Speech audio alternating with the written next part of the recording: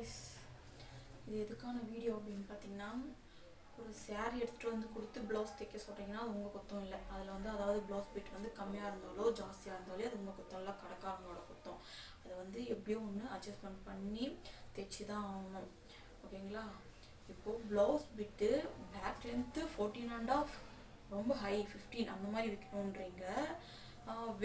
West ரவுண்டும் பார்த்தீங்கன்னா ஒரு 38 அந்த மாதிரி வருது. அப்படின்னும் போது 82 புள்ளி கொடுத்தீங்கன்னா எப்படி கரெக்டாக இருக்கும்? ஃப்ரண்ட்டு பேக்கு கிராஸ் பட்டியெல்லாம் எப்படி எடுக்கிறது? ஊக் ஐக்கான் அதெல்லாம் எப்படி எடுக்க முடியும்? கண்டிப்பாக வந்து எடுக்க முடியாது. வாங்குறீங்க அப்படின்னா ஃபஸ்ட்டே வந்து மெஷர்மெண்ட் வந்து எடுத்து பார்த்து வாங்குங்க. ப்ளவுஸ் பீட் வந்து எடுத்து பார்த்து வாங்குங்க. அவங்க இருக்கும் போதே ப்ளவுஸ் பீட் வந்து 1 மீட்ரு இருக்கா அப்படின்னு சொல்லிட்டு பாருங்கள்.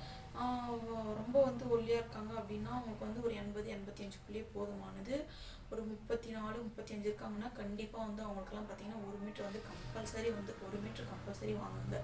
ஸோ இதெல்லாம் வந்து ஒன்றுமே பண்ண முடியாது. ஒட்டு போட்டு தைக்கிறதுக்கு துணி எங்கேயுமே இருக்காது. ஒட்டு போட்டு சுத்தமாக எங்கேயும் தைக்கவே முடியாது.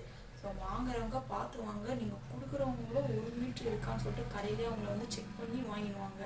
இங்கே வந்து பார்த்துட்டு அங்கே வந்து நான் 1 மீட்டர் தான் வாங்கினேன், நான் உங்ககிட்ட கொடுத்து நீங்கள் கட் பண்ணி எடுத்துட்டீங்களான்னு கேட்காதீங்க.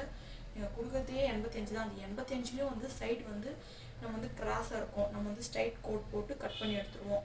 ஸோ அதுக்குங்களே பார்த்தீங்கன்னா இதுக்கு ஒரு 2 போயிடுச்சுன்னா 80-81 அவ்வளோதான் இருக்குமே. இதில் இவ்வளோத்துல ஒன்றுமே பண்ண முடியாது. ஸோ 1 மீட்ரு எடுத்துகிட்டு வந்து கொடுங்க, பார்த்து வாங்குங்க கிளாத்து. தேங்க்யூ.